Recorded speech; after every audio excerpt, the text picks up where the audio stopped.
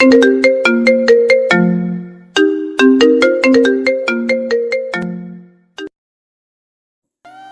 স্যারের সাথে ঋতুর বিয়ে। বাবার মুখে কথাটা শুনে ঋতু চোখ বড় বড় করে তাকালো। বাবুল মিয়া তার বড় মেয়ে ঈশিতাকে বললেন, বুঝলি রে, খুব করে ধরেছে স্যারের মাটা। ঋতুরে নাকি তার পছন্দ হয়েছে। তাছাড়া ভালো পরিবার, সহায় সম্পদ আছে। আমি কি করে না করি, তাই কথা দিয়ে আসলাম স্যারের মারে। ঋতু চোখে সব অন্ধকার দেখল। তার সামলাতে ব্যর্থ হয়ে বেহুশ হয়ে পড়ে যেতে লাগলে ওর বড় বোন ঈশিতা এসে ওকে ধরল। উৎকণ্ঠিত হয়ে পড়ল। বাবা, পরে কথা বলো, আগে পানি আনো। ঋতুর চোখে মুখে পানি ছিটিয়ে দিতে হবে। বাবুল মিয়া রান্নাঘর থেকে পানি এনে ঋতুর মুখে ছিটিয়ে দিতে দিতে ভীতু কণ্ঠে ডাকল, ঋতু, আম্মা ওঠ, কি হইল তোর? ও মা। চোখে মুখে পানির ছিটা পেতে ঋতু উঠে বসল। বাবার দিকে তাকিয়ে বলল, আমি বিয়ে করব না বাবা। বাবুল মিয়া ওর মাথায় হাত বুলিয়ে বলেন, এইসব কইলে কি চলে মা? মায়া মানুষের বিয়া করতেই হয়। আমি করব না, তোমার সাথেই থাকবো। আমি বাপ হইয়া ঠিকঠাক তগো ভালো মন্দ কিছু দিতে পারি না, কিন্তু ওইখানে তুই সব পাবি, সুখী হবি। তাই বলে তুমি আমার বিয়ে ঠিক করবে অঙ্ক স্যারের সাথে? তাতে কি হয়েছে রে মা? ঋতু কাঁদো কাঁদো হয়ে বলল, আমি অঙ্কে ফেল করেছিলাম বাবা, তুমি ভুলে গেছো? ফেল করছিস তো কি হয়েছে? এইসব কোনো ব্যাপার না। আমিও তো ইংরেজিতে ফেল করতাম, তাই বলে কি আমার বিয়ে করাই নাই? আমার লজ্জাবোধ আছে, আমি পারবো না, মরে গেলেও। বাবুল মিয়া জিভে কামড় দিলেন। আরে, বিষয়টা একদমই তার মাথায় ছিল না। ঋতু বরাবরই অঙ্গে কাঁচা। গত পরীক্ষায়ও হায়ার ম্যাথে ফেল করেছে 30 পেয়ে। সেই সময় কলেজ থেকে গার্ডিয়ার কল পেয়ে বাবুল মিয়া প্যারেন্টস মিটিংয়ে গিয়েছিলেন। সেখানেই দেখা হয়েছিল ঋতুর কলেজের ম্যাথের গেস্ট টিচার ইফাত আনিসুরের সাথে। কম বয়সী ছেলে, চোখা নাক, সুন্দর চোয়াল, লম্বা ফর্সায় সৌন্দর্যের সব কিছুতে 10-এ 10। এমন সুদর্শন ছেলে তিনি খুব কমই দেখেছেন। বাবুল মিয়া এবার ছলো ছলো ভেজা চোখে মেয়ের দিকে তাকালেন। অপরাধী সুরে বললেন, বিয়াতে রাজি এই মর্মে আমি কথা দিয়ে ফেলাইছি। ঋতু থমকে গেল। এক মুহূর্ত পরে আর্ত সুরে চেঁচালো, স্যার রাজি হলো কিভাবে? ছি, আমি তার স্টুডেন্ট। বাবুল মিয়া উঠিয়ে চলে যেতে যেতে বললেন, এইটা বিয়ান সাহেবা দেখব। বাহ, এর মধ্যেই বিআই সাহেবা। ঋতুর চোখ ভিজে কান্না এলো। অঙ্ক স্যার যে এ বিষয়ে কিছুই জানে না সেটাও বুঝলো। স্যার জানলে নিশ্চয়ই এ সম্বন্ধে রাজি হবে না ঋতুর বিশ্বাস। অত বড় মানুষটা ওর মতো গরিব ঘরের ফেলটুসকে বিয়ে করতে বই গেছে। এইটুকু ভরসা ঋতুর। বাবা যে ঋতুর কথা শুনবে না তা নিজের মর্জি মতোই চলবেন ঋতু বেশ জানে। মা মরা 2 মেয়ে নিয়ে বাবুল মিয়া টানাপড়নের সংসার। পানের ব্যবসা করে যে টাকা পান তা দিয়ে সংসার চালাতেই হিমশিম খেতে হয়। এসএসসিতে ইংরেজিতে ফেল করায় বড় মেয়ে ঈশিতাকে বিয়ে দিয়ে দিয়েছিলেন। তবে যার তার কাছে নয়, খুঁজে খুঁজে পয়সাওয়ালা পরিবারে সম্মত করেছেন। ইংরেজিকে জমের মতো ভয় পাওয়া ঈশিতাকে তুলে দিয়েছিলেন ইংলিশ টিচারের কাছে। ঈশিতার কোনো কথাই তখন তিনি শোনেননি। সেবার বোনের বিয়েতে ঋতু বেশ আনন্দ করেছিল, আয়েশ করে পোলাও মাংস খেয়েছিল। ঈশিতা কাঁদতে কাঁদতে বিদায় নেওয়ার সময় ঋতুর সাথে কথাই বলেনি। এরপর ঋতু বাড়ি এলে বোনকে এভাবেই খেপাতো, ইংলিশ টিচারের কিনা বউ কিনা ইংলিশে ফেল করা ছাত্রী। ইয়াক, লোকে কি বলবে রে আপু? তোর কপালেও আমার মতো দুর্গতি আছে, দেখে নিস। বড় বোনের অভিশাপ মিলে গেল ঋতুর সাথে। ওর আর কিছুই করার নেই। বাবার কথার অহর্ধ হলেও বাবা ভীষণ কষ্ট পাবে, যেটা স্বপ্নেও ভাবতে পারে না ঋতু। মা মারা যাওয়ার পর মানুষটা বিয়ে করেনি আর। একা হাতে ছোট 2 মেয়েকে বড় করেছেন, নিজে না খাইয়ে তাদের খাইয়েছেন। তাই বাবার কথা পারতপক্ষে অমান্য করে না ওরা 2 বোন। সপ্তাহ 3 আগে বাবার সাথে ঋতু গিয়েছিল কাঁচা বাজারে। সেখানেই হঠাৎ দেখা হয়েছিল অঙ্ক স্যার আর তার মায়ের সাথে। বাবুল মিয়া সরল সোজা মানুষ, সেদিন গিয়েছিলেন তাদের ভালো মন্দ জিজ্ঞেস করতে। স্যারের মা নাজিয়া ইসলাম ঋতুকেই বরাবর দেখছিল। ভদ্রমহিলার চেহারা, সুরত, চিন্তাধারা বেশ প্রখর ছিল। ভালোই লেগেছিল ওর, কিন্তু মহিলা যে এত দূর যাবে এত কিছু তো মনে হয়নি। ঋতু তাই বিষাদগ্রস্ত হয়ে বসে রইল। অঙ্ক স্যারকে বিয়ে, যে তার ফেল মারার সব ঘটনা জানে। কলেজ পড়ুয়া এত বড় মেয়েকে অঙ্ক না পারার অপরাধে ক্লাসে কান ধরিয়ে দাঁড় করিয়ে রাখে। একটু ভুলচুক করে যে অপমান করে। ঋতুজার সব শাস্তি মুখ বুঝে সহ্য করে। সেই স্যারকে বিয়ে স্বপ্নেও অসম্ভব। ঋতু কটা দিন তককে তককে রইল, মনে মনে দোয়া করতে রাখলো বিয়েটা যাতে না হয়, স্যার যাতে রাজি না হন। ঋতুর দোয়া কবুল হলো। দুদিন পরে বাবুল মিয়া এসে জানালেন অঙ্ক স্যার রাজি না, বিয়েটা হচ্ছে না। শুনে তো ঋতু আনন্দে আটখানা হয়ে গেল। খুশিতে তার নাচতে ইচ্ছে করল। 2 রাকাত নফল নামাজ পড়ে শুকরিয়া আদায় করলো, প্রাণ ভরে নিঃশ্বাস নিল। ঘন্টা লাগিয়ে গোসল করল, মাথায় শ্যাম্পু করল, পেট ভরে ভাত খেল। এরপর মনে শুকিয়ে ঘুমোতে গেল। অন্য দিনের তুলনায় সে রাতে ওর খুব ভালো ঘুম হলো। কিন্তু পরদিন সকালে ওর ঘুম ভাঙল হইচই শুনে। বিরক্ত হয়ে ঘরের বাইরে আসতেই দেখতে পেল ওর 2 ফুপু, 1 খালা আর মামারা তাদের স্বামী সন্তান নিয়ে বাড়িতে হাজির। তারা উঠোনে বসে মহানন্দে মাছ মাংস কাটছেন, সেই সাথে হাসাহাসিও চলছে পুরো দস্তর। ঋতু ঈশিতাকে কোথাও দেখতে পেল না। মেহমানদের চোখ ফাঁকি দিয়ে রান্নাঘরে এসে দেখল ঈশিতা মশলা বাড়ছে, চোখে মুখে ঘাম, ক্লান্তি। ঋতুকে দেখে তার শরীর চেঁচালো। কটা বাজে খেয়াল আছে? নবাবজাদি হইছ? শ্বশুর বাড়িতে অমম নবাবজাদিগিরি করলে লাথি মাইরা বাহির কইরা দিব। ঋতু বিরক্ত গলায় বলল, রাখো তোমার ফালতু কথা। বাড়িতে এত মেহমান কেন, কাহিনী কি? ওদের ভাইয়ের বাড়ি, ইচ্ছে হইছে তাই আইছে, তোর কি? তাই বলে এত সকালে?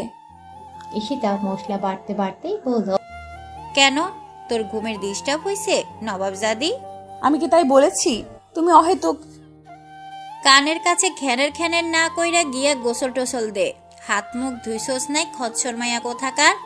তোর জামাই তো সামনের দরজা দিয়া বাড়িতে ঢুকাইয়া পেছনের দরজা দিয়া বাহির কইরা দিব। ঋতু অসহ্য হয়ে রান্নাঘর থেকে বেরিয়ে এলো। বেরোতেই বড় ফুপুর সামনে পড়ে গেল। বড় ফুপু ওকে ধরে একটা চিৎকার দিয়ে, তোর ঘুম ভাঙছি তাহলে?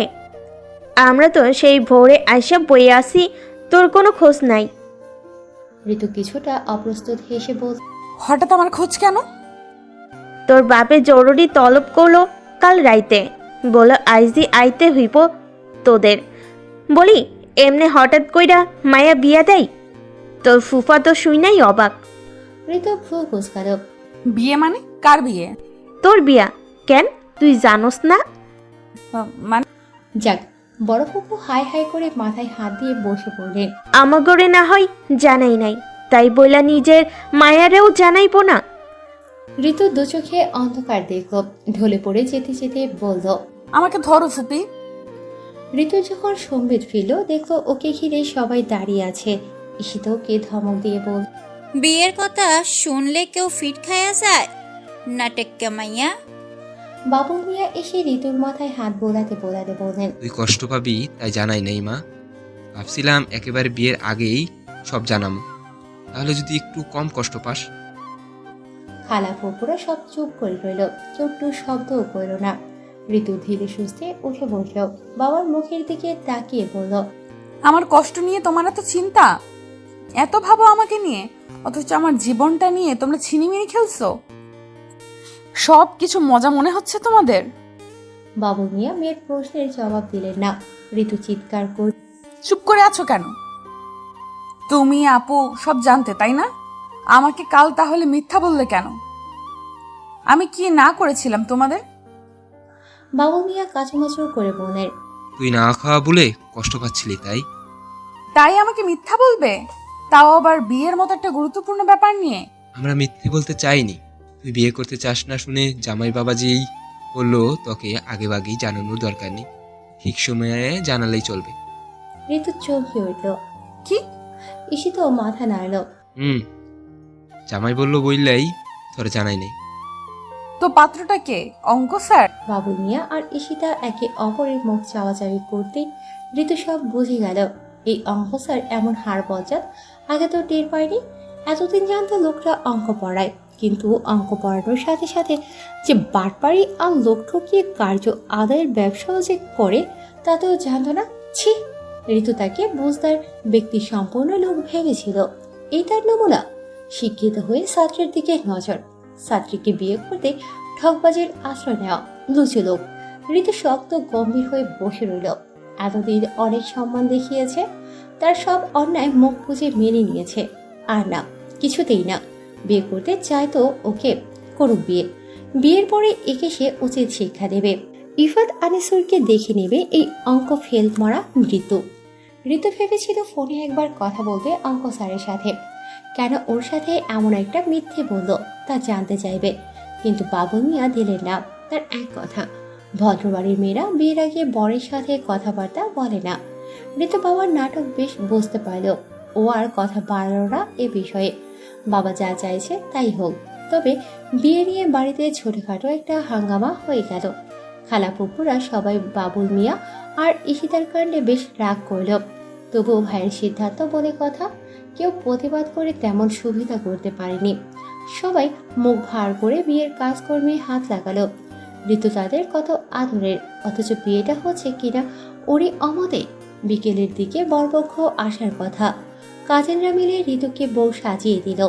ফর্সা গায়ে লাল বেনারসিতে ওকে অপসরের মতো সুন্দর লাগছিল। কিন্তু বউ সাজার পর ঋতুর এত অসহ্য লাগছিল, ও ইচ্ছে করে বিছানায় শুয়ে ঘুমিয়ে পড়ল। ঠিক কতক্ষণ ঘুমিয়েছিল ঋতু জানে না। ছোট ফুপুর মেয়ে মনিয়ে সে জানালো অঙ্ক স্যার এসে গেছে, সাথে তার কাজিন বন্ধুদের নিয়ে এসেছে। ঋতু যার কারণে হতবাক হলো।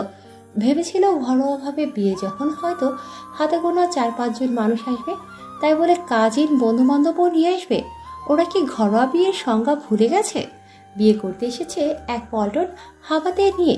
এই দুর্মূল্যের বাজারে বাবা ঠিকঠাক আপ্যায়ন করতে পারবে এদের? স্যারের প্রতি অকারণেই ওর রাগটা অকারণে চক্রবৃদ্ধি আকারে বাড়তেই থাকলো। একটু পরেই বড় ফুপু ঘরে ঢুকতে ঢুকতে বললেন, ঋতুরে, তোর জামাই তো ভারী সুন্দর। ঋতু শক্ত হয়ে বসে রইল। ফুপু ওর পাশে বসে বক বক শুরু করলেন। বড় ফুপুর চোখ চকচক করছে আনন্দে। ঋতু কৌতূহলী হওয়ার ভান করে জানতে চাইল। ঋতু ভ্রু কুঁচকে ফেলল। এগুলো করে কি বোঝাতে যাচ্ছে মুখোশধারী শয়তানটা? হাত করা হচ্ছে ওর বাড়ির মানুষগুলোকে। ছি! ঋতু ক্ষোভ নিয়ে বলল, সঙ্গে করে ওরা এতগুলো লোক নিয়ে এলে খাবার তো কম পড়বেই। বড় ফুপু মেজাজ খারাপ করে বলল, আরে ভাইজানে নাকি নিজেই বলছে ছোট মায়ের বিয়া দিতেছে ছোটখাটো আয়োজনে, বরপক্ষের 50 জন তো খাওয়াবই। কিন্তু তোর শ্বশুরবাড়ির কেউ রাজি ছিল না। ওরা চাইছিল ঘরের মানুষাই আইয়া বউ নিয়া যাইব। তোর বাপের বাড়াবাড়ির কারণে পরে আমাকেও 2 বাড়ি মিলা 45 জনের আয়োজন করা হয়েছিল।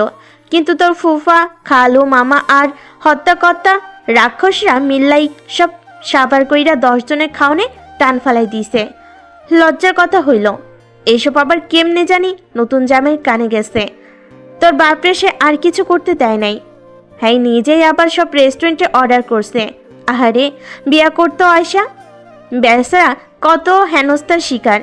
এরপরও মুখে টাইনা হাসি ধইরা রাখছে। ঋতু চোখ বড় বড় করে ফেলল।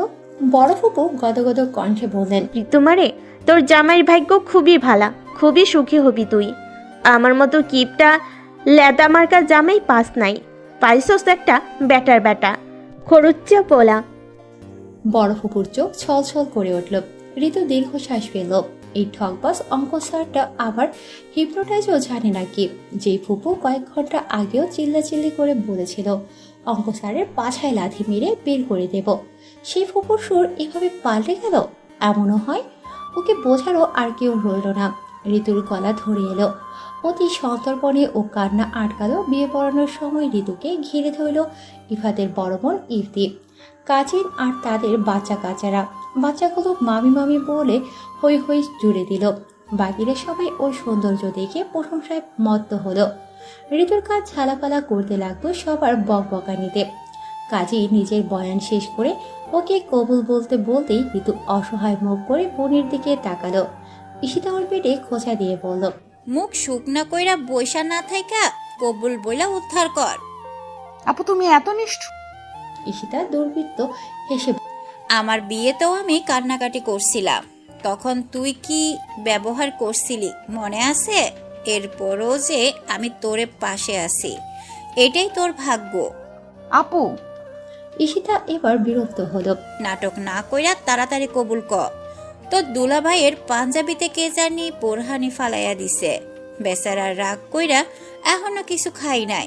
সেদিকটাও কি তো দেখতে হইব নাকি আমার? নে বল। স্বামীর জন্য এত দরদ, এদিকে ছোট বোনের জীবন নিয়ে মজার খেলা। ঋতু রাগে দুঃখে একসাথে 3 বার কবুল বলে দিল। আলহামদুলিল্লাহ, বিয়ে সম্পূর্ণ। কাজী সাহেব বলে দোয়া পাঠ করে সবাইকে নিয়ে বেরিয়ে গেলেন। এদিকে কবুল বলার পর ঋতু কতক্ষণ থম মেরে বসে রইল। অঙ্ক স্যার এখন তার বর ভেবে কান্না পেল।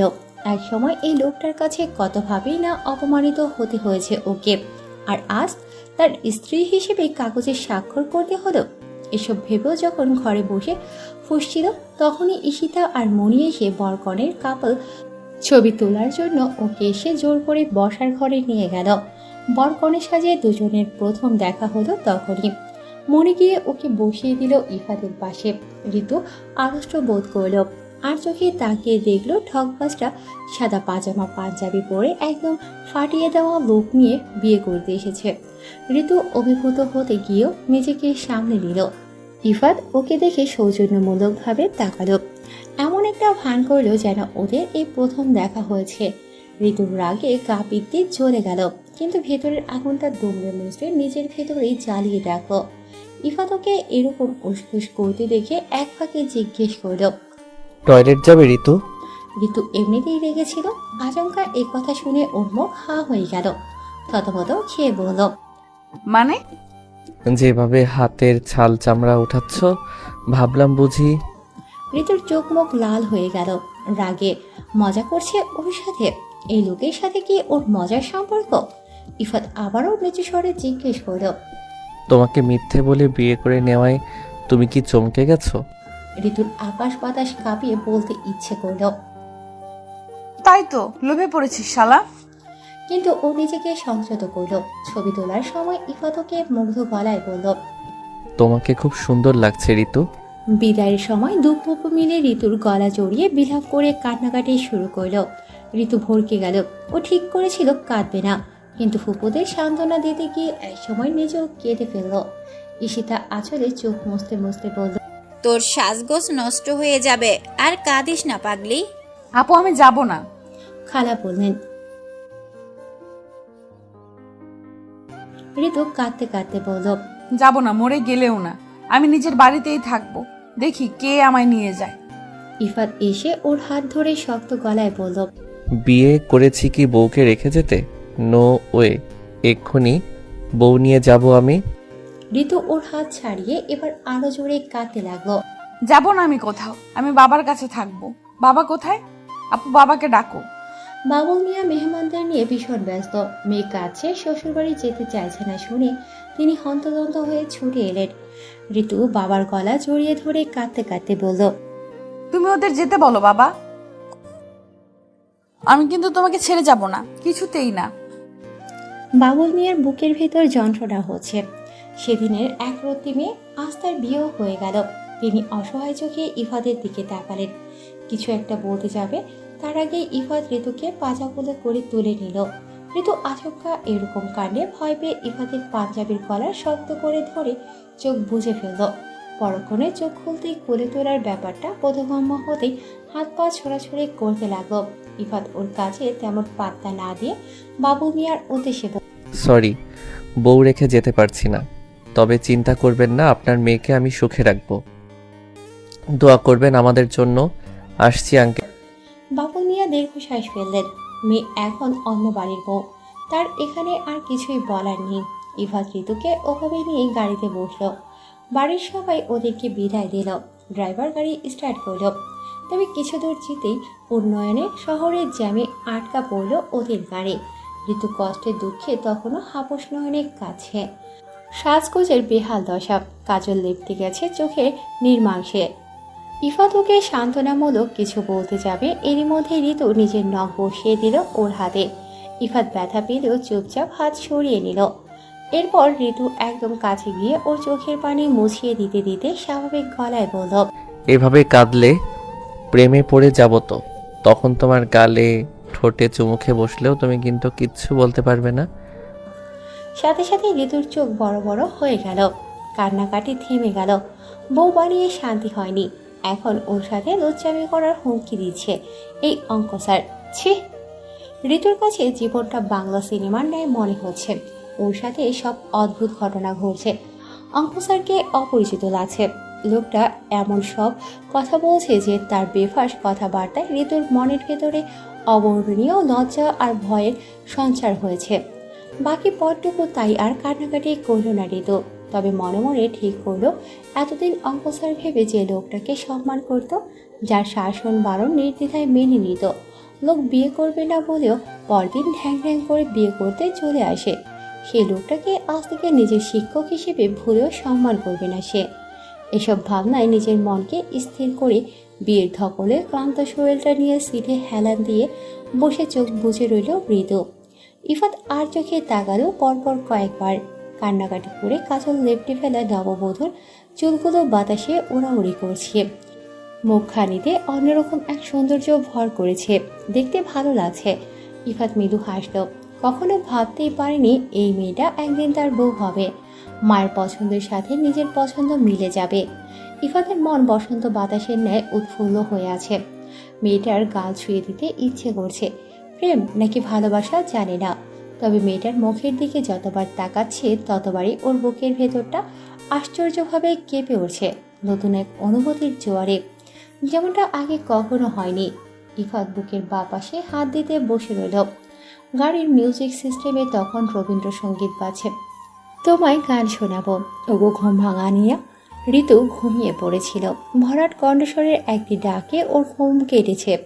বিরক্ত ভঙ্গিতে চোখ জোড়া খুলতেই মুখের ওপর ঝুঁকে থাকা মানুষটাকে দেখে চমকালো ভীষণ।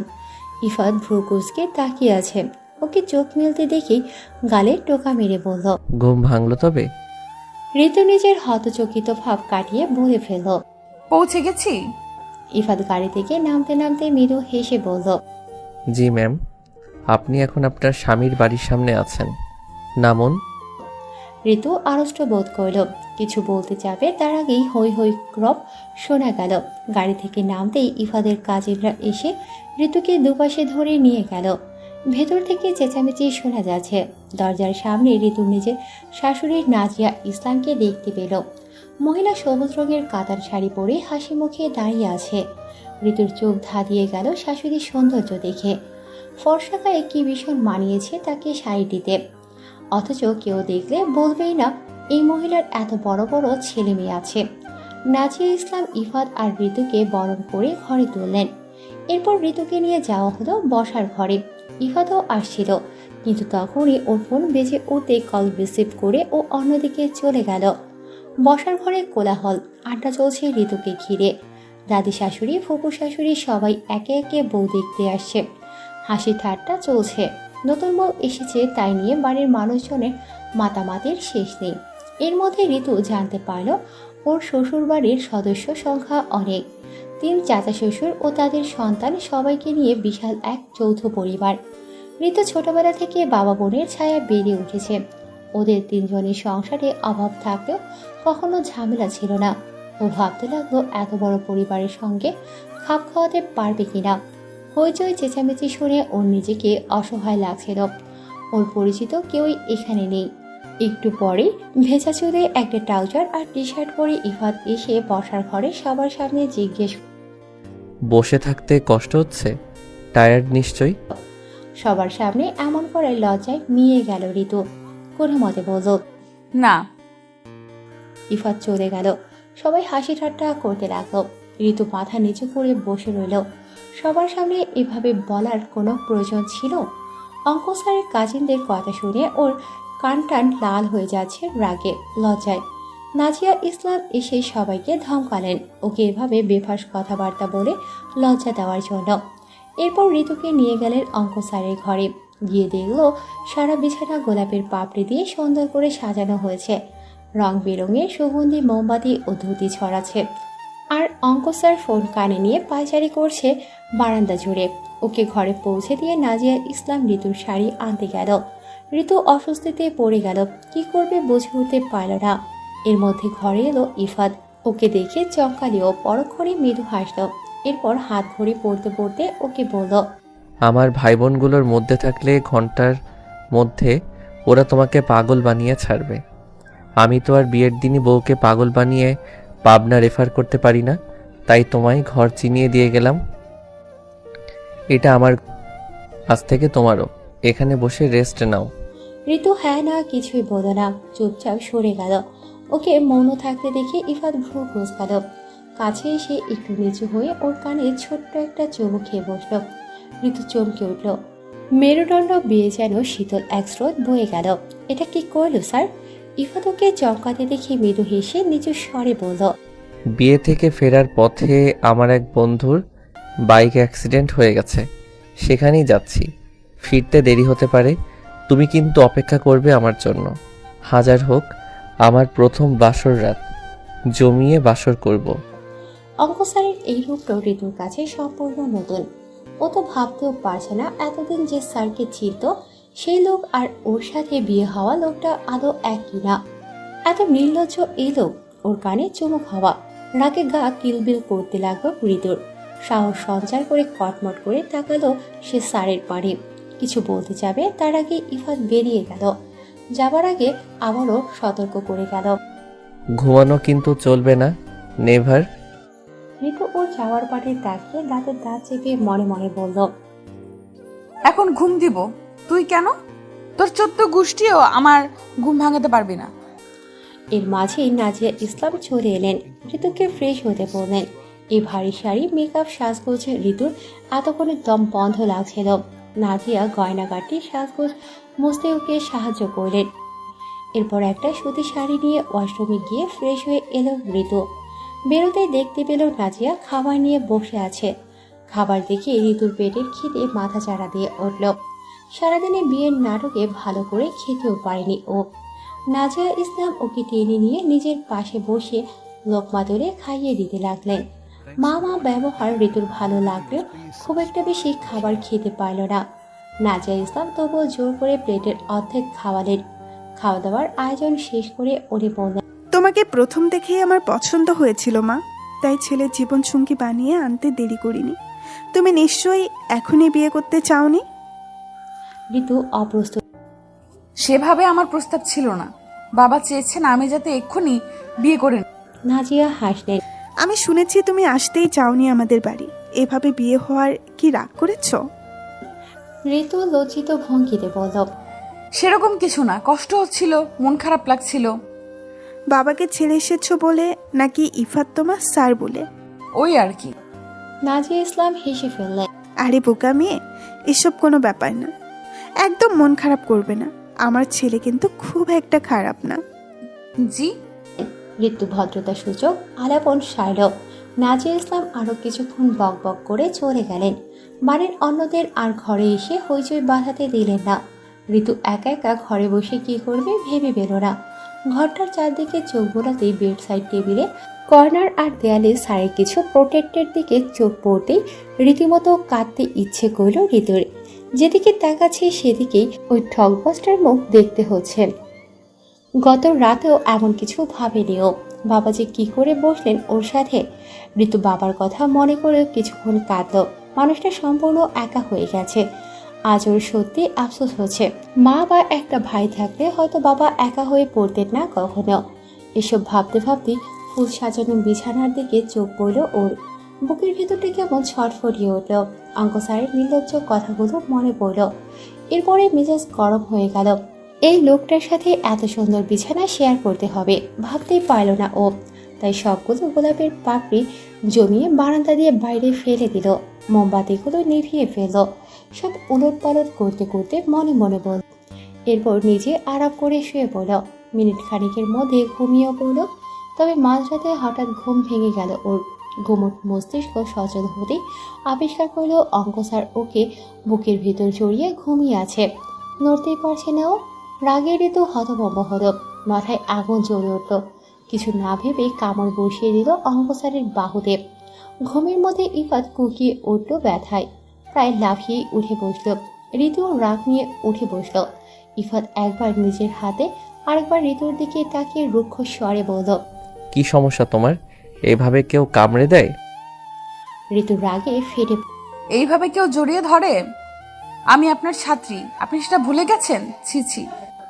ঋতুর কথা শুনে ইফাতও এবার রেগে গেল। 100 বার 1000 বার জড়িয়ে ধরব। ফর ইয়োর কাইন্ড ইনফরমেশন ঋতু, তুমি এখন আমার বিয়ে করা বউ, কোনো ছাত্রী নও। অন্তত পক্ষে বেডরুমে তো নই। ঋতু কাঁপতে কাঁপতে বলল। নির্লজ্জ ইতর, যা মনে কর। ঋতু এবার অঙ্ক স্যারের কলার চেপে ধরল। আপনার একটু অপরাধ বোধ নেই? ইফাত ঘাবড়ালো না, বরং ওর মজা লাগলো ঋতুর রাগ রাগ আচরণ। ঠোঁটের কোণে হাসি ফুটিয়ে বলল। তোমার আছে? তোমারও তো নেই। এই অধম যে তোমাকে অপেক্ষা করতে বলে গেল, সেই কথা তুমি রেখেছিলে। আজ আমাদের প্রথম রাত। কোথায় গল্প টল্প করবো, জ্যোৎস্না বিলাস করবো তা না, বাসর ঘরকে বস্তিঘর বানিয়ে কুম্ভকর্ণের মতো ঘুমিয়ে পড়লে কেন তুমি? ঋতু রাগে এবার অন্ধ হয়ে গেল। 100 বার বানাবো, দরকার পড়লে বাসর ঘরে আগুন জ্বালিয়ে দেব। তোর সাথে বাসর করতে, জ্যোৎস্না বিলাস করতে আমার বয়ে গেছে। ঠকবাজ বুইরা বাদর কোথাকার। ইফাত হতভম্ব হয়ে গেল। ঋতুর থেকে এ ধরনের আচরণ অপ্রত্যাশিত, ভাবতেও পারেনি এই মেয়ে এভাবেও কথা বলতে পারে। যে মেয়ে এক বলতে গিয়েও 100 বলে ফেলে, সে মেয়ে বাসর রাতে তার স্বামীকে তুই তুকারি করছে, ঠকবাজ বুইরা বাদল বলছে। টকবগে যুবক সে। এখনো মেয়েরা ওর দিকে হাঁ করে তাকিয়ে থাকে। কত মেয়ে লাইন ধরে ওর পিছনে ঘুরছে, ইনিয়ে বিনিয়ে কাছে আসতে চায়, প্রেম করতে চায়। সেখানে নিজের বউয়ের কাছে ইফাত বুড়ো। অপবাদগুলো মোটেও সহ্য হলো না। ওর কলার চেপে ধরে থাকা ঋতুর কোমর জড়িয়ে সে দুর্বোধ্য হেসে বলল। তোমার হাজব্যান্ড বুইরা নাকি টকবকে যুবক, তার প্রুফ চাচ্ছ বললেই হতো। এভাবে আমার পুরুষকে অপমান করে মাথাটাই তো বিগড়ে দিলে ডার্লিং। ঋতু অঙ্ক স্যারের হাসি দেখে কুকড়ে গেল। লোকটা তো ওর ভাবনার বাইরে নির্লজ্জ।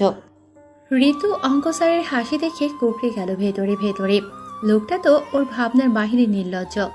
তবে ওকে এমন নিয়ে যেতে দেখে ইফাত মজা পেল।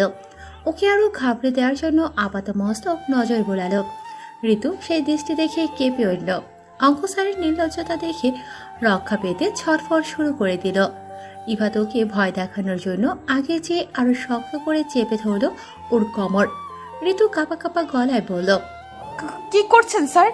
বেয়াদবি করেছো তাই শাস্তি দেব। তো দেখুন স্যার, আমি কিন্তু এখন আপনার সাথে। ইফাত থামল, তবে ছাড়ল না। ঠোঁট বাঁকিয়ে ভ্রু উঁচিয়ে বলল। একটু আগে তো বললে আমি তোমার টিচার, তুমি আমার স্টুডেন্ট। ঋতুর চোখ জোড়া জল করে উঠল ক্ষোভে। ওর কথার জালে এখন ওকে ফাঁসানো হচ্ছে। এত খারাপ মানুষটা? ঋতু অস্বস্তি ভরা গলায় বলল। ছাড়ুন আমাকে। অঙ্ক স্যার একটু থামলেন, খানিক পরেই আবদারের সুরে বলল। ছাড়বো যদি আমায় চুমো খাও, একটা চুমোই। ঋতু চোখ মুখ কুঁচকে ফেলল। ছি, জীবনেও না। ইফাদের ঠোঁট থেকে হাসি উবে গেল, গম্ভীর হয়ে গেল মুখ। তীক্ষ্ণ দৃষ্টিতে ঋতুর গোলাপি ঠোঁট জোড়ায় চোখ বোলাতে বোলাতে বলল। তুমি চুমো খাবে না? তাহলে তো আমাকেই খেতে হবে। ঋতু এক হাতে নিজেকে ছাড়ানোর চেষ্টা করে অন্য হাতে নিজের ঠোঁট চেপে ধরল। কিছুতেই না। ইফাত রুষ্ট গলায় বলল। হুম, তোমার কথা শুনছি না। বাসর রাত পণ্ড করেছো, কিচ্ছু বলিনি। তাই বলে সব দিক থেকে উপোস রাখবে তা তো হচ্ছে না। পাশে আস্ত একটা আগ্নেয়গিরি রেখে আমি শুকনো কাঠ তো নির্জীব হয়ে পড়ে থাকতে পারি না। শত হলেও তুমি আমার বউ, যে আমার পৌরুষ নিয়ে খোঁটা দিয়েছ। ঋতু এবার সত্যি ভয় পেয়ে গেল। কখন খোটা দিলাম স্যার? আমি তো কিছু বলি। ভেবেছিলাম কিছু করব না, কিন্তু বুইরা বাদর বলে মাথাটাই নষ্ট করে দিয়ে এখন বলছো তুমি কিছু বলনি। তোমার অনুরোধ রাখার ইচ্ছেটাই তো নষ্ট হয়ে গেল। ঋতু প্রাণপণে নিজেকে ছাড়ানোর চেষ্টা করল, কিন্তু ইফাদের শক্তির কাছে সুবিধা করতে পারল না। অঙ্ক স্যার ওর ঠোঁটে চুমু খেল, সময় নিয়ে গভীরভাবে। এরপর যখন ওকে ছেড়ে দিল, ঋতুর সাথে সাথে বালিশে মুখ চেপে কেঁদে উঠল। ইফাত ঠোঁট মুছতে মুছতে চমকিত গলায় বলল। এভাবে নড়চড় করলে চুমু খাওয়া যায়? ভালো হলো না একটুও? ঋতু মাথা তুলল, কান্নাকাটি বন্ধ করে তাদের দাঁত পিষে বলল। আপনি অত্যন্ত খারাপ একজন মানুষ। আমি আপনাকে ভালো ভেবেছিলাম। হুম, আমি আমার কর্মক্ষেত্রে প্রচণ্ড স্ট্রিক্ট পারসন, কিন্তু বাস্তব জীবনে না। বউয়ের সামনে তো আরও না। তুমি আমার স্টুডেন্ট থাকাকালীন আমি কিন্তু তোমার দিকে সেভাবে নজর দেইনি। আর 5 জনের মতোই দেখেছি, সেভাবেই ট্রিট করেছি। ঋতু ফুঁসে উঠল। তাহলে আমায় বিয়ে করলেন কেন? ইফাত ভ্রুকুটি করে তাকালো। প্রেমে পড়েছিলাম তাই। ঋতু অবাক চোখে তাকালো। নাটক হচ্ছে নাকি? এই বলছে ছাত্রী থাকা অবস্থায় সেভাবে নজর দেয়নি, তো এই বলছে প্রেমে পড়েছিল। মানেটা কি? ওকে দ্বিধাগ্রস্ত হতে দেখে ইফাত অন্যরকম গলায় বলল, সেদিন তুমি কালো রঙের জামা পরে বাবার হাত ধরে কাঁচা বাজারে ঘুরে ঘুরে পুঁটি মাছ কিনছিলে না? এটা দেখেই তো আমার বুকের রক্ত হিমশীতল হয়ে গেল। ঋতু বিস্ময় নিয়ে বলল, আমাকে পুঁটি মাছ কিনতে দেখেই আপনার বুকের রক্ত হিমশীতল হয়ে গেল তো। এরপর আমাকে আর মাকে দেখে কাছে এসে যখন কথা বললে না, বিলিভ মি, তখন কিন্তু আমি সব ঝাপসা দেখছিলাম। মাথা ঘুরে শরীর খুব দুর্বল লাগছিল, শ্বাস নিতে পারছিলাম না। ঋতুর চোখ দুটো কোটর থেকে বেরিয়ে আসার উপক্রম হলো। সিরিয়াসলি? নয়তো কি আমি তোমায় মিথ্যে বলছি? ঋতু হাসার প্রচেষ্টা করে বলল, অবশ্যই। মোটেও না। অঙ্কের টিচার হতে পারি, কিন্তু আমার মধ্যে এখনো সততা বিদ্যমান। মুখের উপর সত্য বলতে ভয় পাই। ঋতু কর্কশ গলায় বলল। আসছে সত্যবাদী যুধিষ্ঠির। ইফাত ঘোর লাগা কণ্ঠে বলল, ট্রাস্ট মি, সেদিন রাতেই ঘুমের মধ্যে তোমাকে স্বপ্নে দেখলাম। স্বপ্নটা এতই প্রখর আর গভীর ছিল যে সকালে ঘুম থেকে উঠে তোমাকে পাশে না পেয়ে বিরহ যন্ত্রণায় আমার জ্বর এসে গেল। এত ভুগলাম যে বলার বাইরে। সারা শরীর ব্যথা, মুখে রুচি নেই, কোনোভাবেই জ্বর ছাড়ে না। মা দিশেহারা হয়ে পড়লেন। ডাক্তার নাড়ি পরীক্ষা করে জানালেন মনের অসুখ। এই অসুখ সারালেই জ্বর নামবে। জ্বরের সাথে মনের অসুখের কি সম্পর্ক? মনই তো সব। মন আর শরীর একে অন্যের সাথে কানেক্টেড, তাই তো জ্বরটা গাঢ় হলো। ডাক্তারের কথা শুনে মা শুনে তো ভীষণ রেগে গেল। জিজ্ঞেস করলো কার জন্য আমার এই অবস্থা। আমি জ্বরের ঘরে বলে ফেললাম পুঁটি মাছওয়ালির জন্য। শুনেই মা হেসে ফেলল। পরে তোমার বাবার সাথে যোগাযোগ করলেন এবং বিয়েটাও ঠিক করে ফেললেন। বিলিভ মি, তুমি যে আমার স্টুডেন্ট, আমি কিন্তু সেটা ভেবে তোমাকে বিয়ে। এত সব ফিরিস্তি শুনে ঋতুর মন একটুও গল না, বরঞ্চ আরো রাগ হলো। বাজারে পুঁটি মাছ কিনতে দেখে বুকের রক্ত হিমশীতল হয়ে গেল। প্রেম পেয়ে গেল ও পুঁটি মাছ বলে? ঋতু জ্বলন্ত চোখে তাকালো। গাধা পেয়েছে না এইসব গালগপ্প বলে আমায় পটানোর ধান্দা? শুনুন স্যার, আমি অঙ্কে দুর্বল হতে পারি কিন্তু বোকা নই। বিশ্বাস না হলে করবে না, কিন্তু আমার অনুভূতি নিয়ে আমি এক বিন্দু মিথ্যে বলিনি। আমি সত্যিই তোমার প্রেমে পড়েছি। ঋতু কথা বাড়াতে চাইল না। অঙ্ক স্যার ওর প্রেমে পড়ুক আর না পড়ুক, ও তো পড়েনি। ওর নিজস্ব পছন্দ অপছন্দেরও যে একটা বিষয় আছে, সেটা কেউ কেন ভাবলো না? ঋতু মনের দুঃখে চুপচাপ অন্য পাশ ফিরে শুয়ে পড়ল। অশ্রু বিসর্জনে বালিশ ভেজাতে লাগলো। ওর গুনগুনিয়ে কান্নার শব্দ শুনে ইফাত হাই তুলতে তুলতে বলল, কাঁদে নামে কত শখের বউ তুমি জানো আমায়? জানতেও চাই না। অঙ্ক স্যার গভীর স্বরে ডাকলো। ঋতু। ঋতু শক্ত হয়ে শুয়ে রইল। জবাব না পেয়ে ইফাত বলল, আদর আদর পাচ্ছে, কি করি বলো তো? ঋতু বাক্যহীন হলো। এই লোকটার সাথে ওর বিয়ে হয়েছে, এই লোকটার সাথে ওর কান্নাও এই লোকটার মন গলছে না। এই ছিল ওর পোড়া কপালে? না, এই নির্দয়টাকে বর বলে মানবে না সে, কিছুতেই না। কচুতে আমার অ্যালার্জি, একটা কি চুমু খাবে? আমি আপনার মতো নির্লজ্জ নই। ইফাত অন্যরকম কণ্ঠে বলল, মনুষ্য জাতি যাকে চায় তাকে পেয়ে গেলে সর্বমাত্রায় নির্লজ্জ হতে পারে। আমি তো আর এলিয়েন নই, রক্তে মাংসে গড়া টকবগে এক যুবক। তোমার প্রেমে পড়েই তো আমার এমন অবস্থা। ঋতু আর সহ্য করতে পারল না। বিছানা থেকে নেমে আঙুল তুলে শাসানোর ভঙ্গিতে বলল, বিলিভ মি, আমি এক্ষুনি ঘর থেকে বেরিয়ে যাব।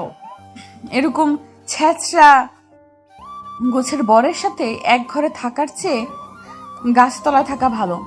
বলে ও দরজার দিকে পা বাড়াতে যাবে, কিন্তু অঙ্ক স্যার ওকে আটকে দিল। ঋতু চোখ পাকিয়ে তাকাতেই ইফাতও রাগি চোখে তাকালো। সাহস বেড়েছে, দেব কটা স্কেল দিয়ে? কটা কেন? 100টা দিন। তবে একটা কথা জেনে রাখুন, আমি ঋতু এখন আপনাকে আর ভয় পাই না, পাবো না, একদম না। পেও না। ভয় পেতে কে বলেছে? আমি তো চাই তুমিও আমার প্রেমে পড়ো। ঋতু কাঠ গলায় বলল। আপনি যদি বিয়ে নিয়ে মিথ্যেটা না বলতেন, বিয়ের পর থেকে আপনার নির্লজ্জ কাজ না করতেন, তাহলে হয়তো এই ব্যাপারে দ্বিতীয়বার ভেবে দেখতাম। কিন্তু এখন ভাবার কোনো প্রশ্নই আসে না, কোনো চান্সই নেই। ইফাত ছোট ছোট চোখ করে মাথা নিচু করে ঋতুর মুখোমুখি হয়ে বলল। Are you sure? ঋতু হেসে উত্তর দিল। জি স্যার, আমি এখন থেকে আপনি বাদে সবার প্রেমে পড়ব, কিন্তু আপনার প্রেমে কোনোদিন ফল করব না। সদ্য বিয়ে করা আদরে বউয়ের মুখে পরপুরুষের উপর প্রেমে পড়ার কথা শুনে ইফাদের মাথায় রাগে ভূমিকম্প বয়ে গেল। তবুও শান্ত থাকার চেষ্টা করে বলল। সত্যি বলতে তোমার ফল করতেও হবে না আমার প্রেমে। আমি নিজেই ফল করে যেখানে বসে আছি সেখানে তুমি ফল না করলেও চলবে। কঠিন গলায় কথাগুলো বলে ইফাত হান করে ওয়াশরুমে যাওয়ার উদ্দেশ্যে পা বাড়ালো। ঋতু ওর যাওয়ার পানে সন্দিহী চোখে তাকিয়ে রইল। দরজা বন্ধ করার আগ মুহূর্তে ঠোঁটে দুর্বৃত্ত হাসি ফুটিয়ে ইফাত চোখ টিপে পড়ল। শুধু মাঝরাতের আদরটা দিলেই চলবে বলেই শব্দ করে দরজা বন্ধ করে দিল। ঋতু হতভম্ব হয়ে দাঁড়িয়ে রইল। ভেবেছিল লোকটার জীবনে তেজপাতা করে তরকারিতে দেবে, কিন্তু এখন দেখা যাচ্ছে এ লোক ওকেই মরিচ করে বানিয়ে আয়েশ করে তরকারিতে ছাড়বে। ইফাত বুদ্ধিমান ছেলে। বাসর রাতে বউয়ের কথাগুলো শুনে সে বুঝে গেছে তার বউটা মোটেও বোকা নয়। বউয়ের মনে সে নেই, আর থাকবে বা কিভাবে? তাদের মধ্যে তো শিক্ষক ছাত্রের সম্পর্ক ছিল। পড়াশোনা বাদে অন্য টপিক নিয়ে তো কোনোদিনই কথা হয়নি দুজনের। সে নিজেই তো প্রেমে পড়েছিল হঠাৎ করে, বিয়েটাও করেছে নাটকীয়ভাবে। যেখানে আদরে বউটাকে বিয়ের কথাটা আগে ভাগে বলে নাওয়া খাওয়া বন্ধ করতে দিতে চায়নি, সেখানে বউ তাকে উল্টো বলছে, ভুল বলছে, ভাবছে অঙ্ক স্যার তাকে ঠকিয়ে মিথ্যে বলে বিয়ে করেছে। কিন্তু আদতে তা সত্য নয়। সেজন্য অনেক ভেবেচিন্তে ইফাত ঠিক করলো যে করেই হোক বইয়ের মনে সে নিজের জায়গা তৈরি করে নিবেই নেবে। মন না ছুঁয়ে সে কিছুতেই শরীর ছোবে না, কিন্তু তাই বলে যে একেবারে আদর ভালোবাসা দেবে না তাও নয়। ঋতুর রাগ খুব সব নিজের ভালোবাসা দিয়ে একদিন ঠিকই ভুলিয়ে দেবে। তখন ঋতু শুধু ইফাত ইফাত করবে। এদিকে অঙ্ক স্যারের বাড়ির মানুষজন অর্থাৎ শ্বশুর বাড়ির সবাইকে খুব ভালো মনে হলো ঋতুর কাছে। ইফতি, তোফ, রাজি, অমিন, নাবিলা, রফি সবার সাথে মিশতে ওর খুব একটা বেগ পেতে হলো না। তারা সবাই এতটাই মিশুক যে এক সপ্তাহে ঋতুকে ওদের একজন করে নিল। ঋতু প্রথম দিকে একটু দ্বিধায় থাকলেও পরবর্তীতে মিশুক আচরণের কারণে সবার সাথে নির্দ্বিধায় মিশে যেতে পারলেও একমাত্র অঙ্ক স্যার অর্থাৎ নিজের বরের সাথে মিশতে পারল না ও। বরের সাথে দা কুমড়োর সম্পর্ক। লোকটার ঠোঁটকাটা বেফাস কথাবার্তার জন্য মাঝে মাঝে বাড়ির মুরব্বীদের সামনে বিব্রতকর পরিস্থিতিতে পড়তে হয় ওর। এর শুধু ও ভালোভাবেই নেয়। কখনো ইফাতের পছন্দের শার্টের স্লিপ বা বোতাম ছিঁড়ে, টি শার্টের বুক ফুটো করে, প্যান্টের জিবা নষ্ট করে, কখনো বা হাত ঘড়ি লুকিয়ে রেখে পারফিউম শেষ করে, জুতোয় কাদা মাখিয়ে চিরুনি লুকিয়ে, আবার কখনো ফোনের চার্জ শেষ হলে ড্রয়ারে তালা মেরে রেখে। ঋতুর এইসব কাটে ইফাত অবশ্য বিরক্ত হয় না, শুধু বউ ইগনোর করলে ওর সেটা ভালো লাগে না। এছাড়া যা ইচ্ছে হয় করুক, শুধু ওর আশেপাশে থাকলেই চলবে। তবে মাঝে মধ্যে সে শোধও নেয় অন্যভাবে, শক্ত করে বউয়ের চোখে মুখে চুমু বসিয়ে। ঋতুর নাম পারতে তখন প্রমিস করে আর এসব করবে না, কিন্তু পরক্ষণে সুযোগ পেলে প্রতিজ্ঞা ফুলে সে আবার একই কাজ করে। যতক্ষণ না ইফাতকে নাস্তানাবুদ করতে পারছে ততক্ষণ ওর শান্তি নেই। এর মধ্যে ইফাতের গুরুত্বপূর্ণ একটা কাজ পড়ে গেল। 3 দিনের জন্য ওকে যেতে হলো চট্টগ্রামে। ঋতু স্বস্তি পেল। ঠকবস্টের হাত থেকে কয়েকদিনের জন্য নিষ্কৃতি পাওয়া গেল। এর 2 দিন পরে বিকেলবেলা ঈশিতার স্বামী এজাজ আর বাবুল মিয়া মেয়ের শ্বশুরবাড়ি এলেন 10 কেজি ফল মিষ্টি পান সুপারি নিয়ে। উদ্দেশ্য মেয়ে আর মেয়ে জামাইকে দাওয়াত করা। ঋতু রান্নাঘরে বসে শাশুড়িকে বাদামের খোসা ছাড়াতে সাহায্য করছিল। বসার ঘর থেকে বাবার গলা শুনে প্রথমে চমকালেও পরক্ষণেই দৌড়ে গেল। বাবাকে দেখে ঋতু স্থানকাল পাত্র বলে হু হু করে কাঁদতে কাঁদতে বাবার বুকে লুটিয়ে পড়ল। এজাজ শালীর কাণ্ড দেখে হাস্যরসাত্মক কৌতুক করে দিতে লাগলো। বাবুল মিয়া হেসে মেয়ের মাথায় হাত বুলিয়ে বললেন। কেমন আছিস শ্যামা? ঋতু নাক টেনে বলেন বলো। ভালো আছি, তুমি কেমন আছো? আমি ভালো আছি। ঋতু অভিমানী গলায় আমাকে দেখতে এতদিন পর এলে, ভুলে গেছো আমাকে তাই না? তোমার সাথে কথাই বলবো না। বাবুল মিয়া মেয়ের অভিমান বুঝলেন। তিনি হেসে উঠলেন উচ্চ স্বরে। আচ্ছা বলিস না, আগে নাকটা তো মুজ, এখনো ছোটই রয়ে গেলি। সবাই আছে এখানে, এর মধ্যে বাবা ওকে এভাবে বলল। ঋতু ভীষণ লজ্জা পেয়ে গেল। ইফাদের বাবা রাউফ সাহেব মসজিদ থেকে ফিরে বাবুল মিয়াকে দেখে এগিয়ে এসে কোলাকুলি সেরে ভালো মন্দ জিজ্ঞাসা করলেন। ঋতু বাবার হাত আঁকড়ে ধরে বসে রইল। নাজিয়া ইসলাম রান্নাঘরে গিয়ে খাবারের ব্যবস্থা করতে লাগলেন। এর মধ্যে ইফার চট্টগ্রাম থেকে 3 দিনের কাজ সেরে বাড়ি ফিরল। শ্বশুর এসেছে শুনে তার সাথে দেখা করতেও সরাসরি বসার ঘরে এলো। সালাম জানিয়ে কুশল বিনিময় করে ভদ্রতা সূচক আলাপন সারার পর বাবুল মিয়া নিমন্ত্রণের ব্যাপারটা জানালেন ইফাতকে। ও হাসি মুখে দাওয়াত গ্রহণ করলো। লং জার্নি করে খুব ক্লান্ত লাগছিল ওর। 3 দিন পর কাজ সেরে বাড়ি ফিরেছে। কোথায় বউ এগিয়ে এসে তাকে ভালো মন্দ জিজ্ঞেস করবে, আঁচল দিয়ে ঘাম মুছে দেবে, শরবতের গ্লাস এগিয়ে দিবে। তা না, বাসন্তীটা বাবা পেয়ে বরকে ভুলে গেছে। ইফাদের ভীষণ রাগ হলেও মনে মনে শ্বশুরের সঙ্গে আলাপ সারার পর বাবার হাত আঁকড়ে ধরে বসে থাকা ঋতুকে ইশারায় ঘরে যেতে বলেছিল বারবার, কিন্তু ঋতু দেখেও না দেখার ভান করছিল।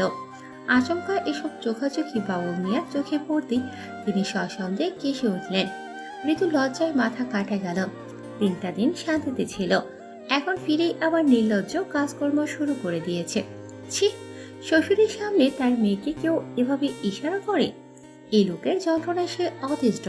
বাবাকে কতদিন পর কাছে পেয়েছি ঋতু, অথচ ঠকবুল স্যারটা ওকে দুদণ্ড শান্তিতে বসতেও দিচ্ছে না।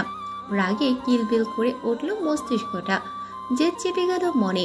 ঠিক করলো আজ কিছুতেই যাবে না ঘরে ও।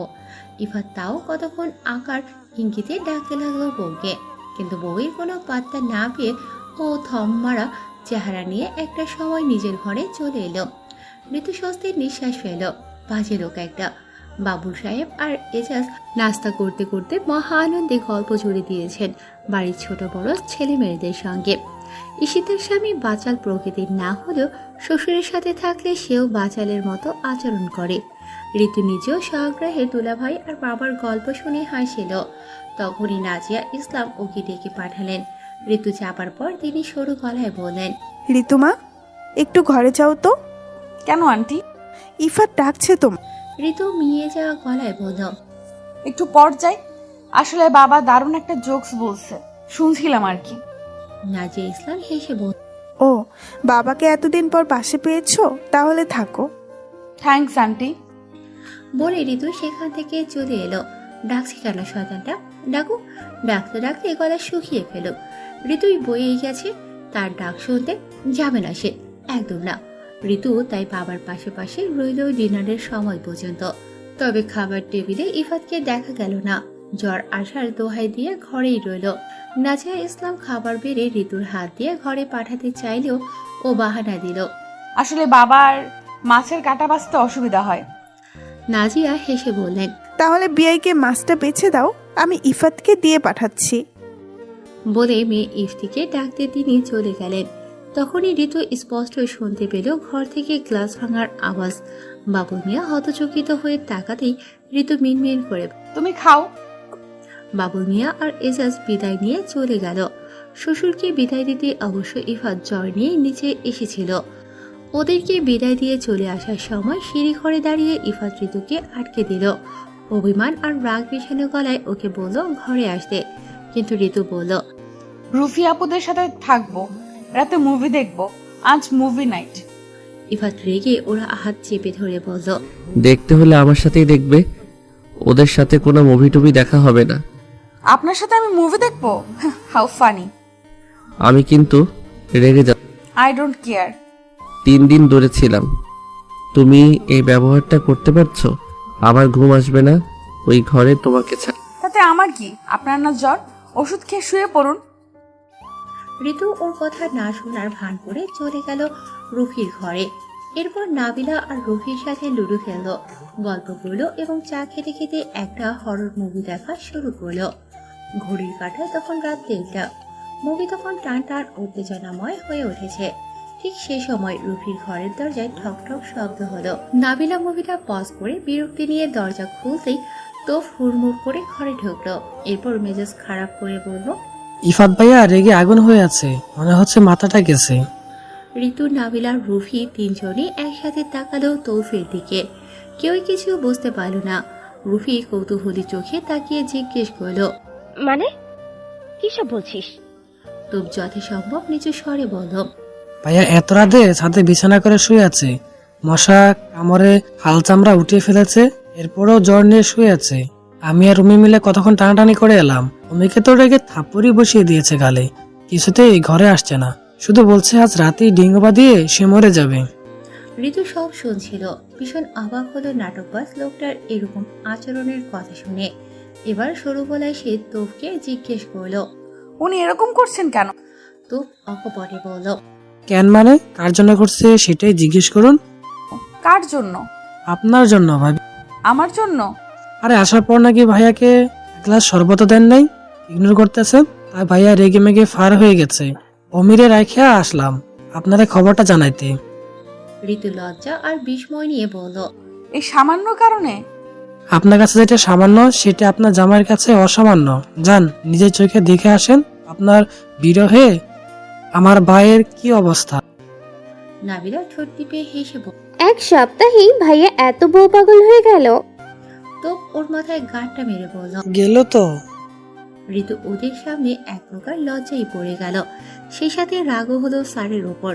সারা বাড়ির মানুষ ঘুমে, আর লোকটা জ্বর গায়ে ছাদে বসে ড্রামা করছে। এত মেলো ড্রামা জানে লোকটা। ঋতু ভীষণ রেগে ছাদের দিকে গেল। ও ছাদে পা রাখতেই কোত্থেকে অমি এসে গালে হাত দিয়ে ভার গলায় বলল,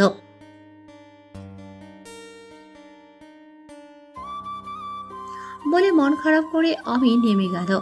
ঋতু দেখলো ছাদের মেঝেতে বিছানা করে শুয়ে থাকা অঙ্কুর স্যারকে। উড়ে গিয়ে কোমরে হাত রেখে জ্বলন্ত দৃষ্টিতে তাকাতেই ইফাত মুখ ঘুরিয়ে অন্য পাশে ফিরে শুল।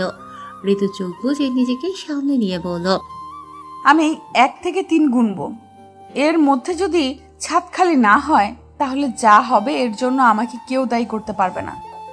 বলে ঋতু কাউন্ট শুরু করলো। 1 2 3 বলার আগেই ইফাত ছট করে শোয়া থেকে উঠে দাঁড়ালো এবং ঋতুকে পাজা কোলার করে নিল। ঋতু হড়বড়িয়ে বলে উঠল, হচ্ছেটা কি? নামান আমাকে। ঋতু অনুভব করলো অঙ্কুশালের গা জ্বরে পড়ে যাচ্ছে। চোখ জোড়া জ্বরের কারণে রক্তিম হয়ে আছে। ও আর কিছু বলার সাহস পেল না, চুপ রইল। ঘরে আসার পর ইফাত ওকে নামিয়ে দিয়ে বিছানায় লম্বা হয়ে শুয়ে পড়ল। ইফাত নিজের ঘাড় মালিশ করতে করতে ঋতুকে বলল, 3 দিনে এত ওজন বাড়িয়েছো নিজের, কি এমন হাতি ঘোড়া খেলে? ঋতু ফুঁসে উঠল, বাজে কথা কম বলুন। কমই বলছি, ছাদ থেকে তোমাকে কোলে করে নিয়ে আসতে আমার যে 2 কিলো ওজন কমে গেল, সেটা কিভাবে ফুলফিল? ঋতু অবাক গলায় বলল, এর মধ্যেই 2 কিলো ওজন কমে গেল? আমাকে কি মিথ্যেবাদী মনে হয়? ঋতু রাগ চেপে বলল, আমি তো ভুলেই গেছিলাম আপনি সত্যের রাজা। তো রাজা মশাই কি করলে আমার অপরাধ আপনি মার্জনা করবেন? আমাকে খাইয়ে দিলে তোমার হাতে। বয়ে গেছে আমার। ইফাত শক্ত মুখে বলল, আমার অসুস্থ অবস্থায়ও তুমি এরকম নির্দয়ের মতো আচরণ করবে? ধর্মে সইবে তো? ঋতু ভ্রুকুটি করে তাকালো। অঙ্ক স্যার বললেন, আচ্ছা যাও, লাগবে না, আমি ঘুমাবো, তুমি কিন্তু ঘরেই থাকবে। ইফাত মুখ ভার করে শুয়ে পড়ল। এদিকে ঋতু মহা মুশকিলে পড়ল। অসুস্থ অবস্থায় লোকটা খেতে চেয়েছে, না করে কি ঠিক করলো? কতক্ষণ দ্বিধাদ্বন্দ্বে ভুগলো ও। এক সময় মানবিকতার খাতিরেই ফ্রিজ খুলে খাবার গরম করে নিয়ে এলো। এরপর অস্বস্তি নিয়ে জ্বরে ভুগতে থাকা অপছন্দের বরটাকে খাইয়ে দিল সে। ইফাত খেয়ে দিয়ে খুশি মনে ওর কোলে মাথা রেখে শুয়ে পড়ে বলল, আমি একজন অসুস্থ আর দুঃখী মানুষ, আমার মিষ্টি বউটা আমাকে 2 চোখে সহ্য করতে পারে না, অনুগ্রহ করে আমাকে সরিয়ে দেবেন না ম্যাডাম। ঋতু দাঁতে দাঁত চেপে সবটা সহ্য করলো। এই চতুর লোকটা দুঃখী মানুষ, ও মিষ্টি বউ, অনুগ্রহ ভিক্ষে। অসুস্থ বলে, নয়তো ওর বইয়ে গিয়েছিল অঙ্ক স্যারের এসব নাটক সহ্য করতে। কয়েকদিন প্রচণ্ড জ্বরে ভুগল ইফাত। দিন দুনিয়ার কোনো হুঁশ নেই, এতটাই শরীর খারাপ হলো ওর। ঋতু প্রথম দিকে খানিকটা বিরক্ত হলেও পরে নিজের ছোট্ট মনের চিন্তাধারায় ওর নিজেরই ভীষণ রাগ লাগলো। সারাক্ষণ একসাথে এটা সেটা নিয়ে খুনসুটি বক বক করা মানুষটার এই অবস্থা ওর মন খারাপ করিয়ে দিল এক প্রকার। ও যথাসাধ্য খেয়াল রাখলো ইফাদের, সেবা যত্ন করলো। এত অসুস্থতার মধ্যে ইফাদেরও কোনো শক্তি বা ইচ্ছে হলো না বউকে জ্বালাতে, তাই চুপচাপ বউয়ের সেবাটুকু গ্রহণ করলো সে। ভালো লাগলো ভীষণ। আবিষ্কার করলো তার বউটির উপরে উপরে কাঠখোট্টা ব্যবহার করলেও মনের দিক থেকে খুবই নরম একটা মেয়ে। বউয়ের প্রতি ভালো লাগাটা তাই আরও বেড়ে গেল ওর। জ্বর সারতেই একদিন কোথা থেকে একটা গোলাপ দিয়ে এলো। রাতে ঘুমোতে যাওয়ার সময় গোলাপটা ঋতুকে দিতেই ঋতু ভীষণ অবাক হলো। কালো রঙের গোলাপ দেখে অবাক হলো। এই রঙের গোলাপ হয় সে শুনেছিল, কিন্তু কখনো দেখেনি। দেখার ভীষণ ইচ্ছে। দুদিন আগে ঠিক এই কথাটাই রুফিকে বলছিল সে। অঙ্ক স্যার কি শুনেছিল কথাটা? ঋতু আশ্চর্য হলো। তবে অপ্রত্যাশিতভাবে পাওয়া গোলাপটা ওর মন ভালো করে দিল। কিছুটা অবাক হয়ে ও ইফাতকে জিজ্ঞেস করলো, এটা কোথায় পেয়েছেন? ইফাত ফোন ঘাটার বাহানা দিয়ে বলল, বন্ধুর বাড়ি গিয়েছিলাম, ওদের বাগান থেকে ছিঁড়ে এনেছি। না বলে? হ্যাঁ। ঋতু গোলাপটা রেখে দিল। চুরি করা গোলাপ এনে বউকে দিচ্ছেন, আপনার লজ্জা করছে না? আপনি জানেন চুরি করা একটা গর্হিত কাজ? স্টুডেন্টদের এসবই শিক্ষা দেবেন? ইফাত তাকালো। এটাকে চুরি বলছো কেন? এটা আমার ভালোবাসা। চুরিকে আপনি ভালোবাসা বলে চালিয়ে দিচ্ছেন? ইফাত বিরক্ত হলো। তুমি বড্ড পাষাণ। জামাই চোর হলে তো বউকে পাষাণ হতেই হয়। মুখে কথাই খই পড়ছে। এতই যখন জামাই মানো, দাও দেখি একটা চুমু। কোনো চোরকে আমি চুমু খাবো ভাবলেন কি করে স্যার? ভাবছি না, চাইছি। ঋতু রেখে তাকালো। পারবো না দিতে। ইফাত ভীষণ বিরক্ত হলো। 7টা চুমু জমা আছে, আপাতত একটা দিয়ে দিলেই বাকি 6 দিনেরটা মাফ, নয়তো এখন জোর করে 7 দিনেরটা। ঋতু ভীষণ রেগে ঘর থেকে বেরিয়ে গেল। লোকরা এত অসহ্য। উফ, দুটো কথা বললেও শান্তি নেই। জ্বর ছাড়তে না ছাড়তেই আবার শুরু করেছে। একে নিয়ে কোথায় যাবে সে? ইফাত পুরোপুরি সুস্থ হয়ে ওঠার পর শ্বশুরের দাওয়াত রক্ষা করতে গেল। ঋতু বাড়ি এসে দেখলো খালা ফুপুরও আছে। আর বড় ফুপুর ছেলে নাহিদ ভাইকে দেখে তো ও ভীষণ সারপ্রাইজড হলো। খুশিতে কথা বলে ভুলে গেল কিছু মুহূর্তের জন্য। বিয়েতে সে আসতে পারেনি দেশের বাইরে থাকায়। ঋতু নিজের নাহিদ ভাইকে দেখে ভীষণ খুশি হলো। বড় ফুপু গদগদ কণ্ঠে সবাইকে বলল, জামাই আসছে বিদেশ থেকে। সুখবর টুখবর তো এখনো শুনাইলেই না রে মা। পাখি তার ডাটা পাইছে, খুশি তো হইবই। ঈশিতা সেই কথার ওর টিপ্পনি কাটল। ঋতু সেসব গায়ে মাখল না। এতদিন তো সে বোন ফুপুদের এই কথাগুলোই মিস করছিল। ঋতু স্বস্তির নিঃশ্বাস ফেল। রাতে ভুরি ভোজন ছিল নতুন জামাইয়ের জন্য। খাওয়া দাওয়ার পর্ব শেষ হতেই বসার ঘরে সবাই একসঙ্গে আড্ডা দিতে বসল। এর মধ্যে ঋতুর সাথে নাহিদের বেশ ভালো বন্ডিং দেখে ইফাদের রাগ হলো। হাঁসফাঁস লাগলো, বিরক্ত লাগলো। দরকারি কলের অজুহাত দিয়ে আড্ডা থেকে সরে এলো সে। এরপর ভবঘুরের মতো রাস্তায় বেরিয়ে পড়ল। ক্ষিপ্ত মেজাজে কিছুক্ষণ এদিক ওদিক হাঁটাহাঁটি করার পরে আচমকা কাদায় পা পড়তে ওর বিরক্তি চরমে পৌঁছালো। রেগে সেভাবেই শ্বশুরবাড়ি ফিরে এলো ইফাদ। ফ্রেশ না হয়ে কাদামাখা জুতো নিয়ে বিছানায় শুয়ে পড়ল সে। বসার ঘর থেকে ঋতু হা হা হি হি স্পষ্ট কানে আসছে ওর। নিষ্ঠুর বইয়ের আচরণ ওকে কেন এত পীড়া দিচ্ছে? আর ঋতুনি বড় রেখে ভাইয়ের সাথে অট্টহাসি। থাকবে না সে এ বাড়িতে আর এক মুহূর্ত। অসহ্য অনুভব করায় মনিকে দিয়ে ঋতুকে ডেকে পাঠালো সে। নাহিদ ভাইয়ের সাথে অনেক বছর পর দেখা ঋতুর। ব্যাচেলর করতে লন্ডনে পাড়ি জমিয়েছিল অনেক বছর আগে। এরপর আর ফিরিনি। দুই ভাই বোনের কতদিন পর দেখা। কি একটু বসে কথা বলছে, তাতেও ক্ষান্ত দিতে হলো ঋতুকে। ওর বিরক্ত চূড়ান্তে পৌঁছালো। অঙ্ক স্যারকে কথা শোনানোর জন্য 101টা মুখ ঝামটা রেডি করে নিজের ঘরের দিকে পা বাড়ালো সে। কিন্তু ঘরে যাওয়ার পর রাগে দুঃখে ওর চোখ ভিজে উঠল। দেখলো অঙ্ক স্যার কাদামাখা জুতো নিয়ে বিছানায় ঘুমিয়ে আছে। ঋতু ফোঁস করে ডাকতেই অঙ্ক স্যার ঘুমো ঘুমো গলায় ধমক দিল, ঘুমোতে দাও বউ। আপনি জুতো নিয়ে শুয়ে আছেন কেন? শুয়েছি তো শুয়েছি, তাতে কি এমন ঘোড়ার ডিম হয়েছে? ঋতুর গলা কাঁদো কাঁদো শুনে আমার এত সুন্দর বিছানার চাদর নষ্ট করে দিয়ে বলছেন কি ঘরের ডিম হয়েছে? কিনে নিও, আরেকটা কাটতে হবে না?